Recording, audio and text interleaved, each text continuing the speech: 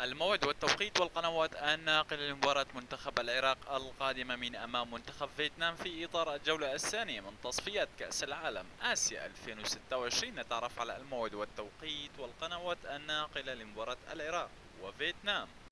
وبالذكر انتهت مباراة العراق في إطار الجولة الأولى من أمام منتخب إندونيسيا، انتهت بفوز منتخب العراق بنتيجة 5-1. والآن نتعرف على موعد مباراة العراق القادمة.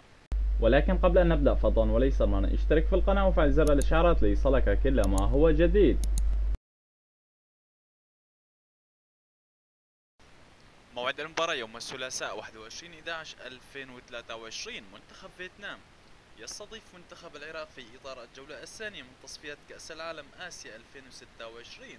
ستقام مباراة العراق على أرضية ملعب منتخب فيتنام، وستنطلق بداية المباراة في تمام الساعة 1 عصرا بتوقيت مكة المكرمة، وبتوقيت العراق وسوريا، وبتوقيت مصر في تمام الساعة 2 ظهرا. وستذاع المباراة عبر قنوات الكأس القطرية، وأيضا عبر قنوات SSC سبورت الرياضية القنوات السعودية. كل التوفيق لمنتخب العراق في مباراته القادمة من أمام منتخب فيتنام في إطار الجولة الثانية.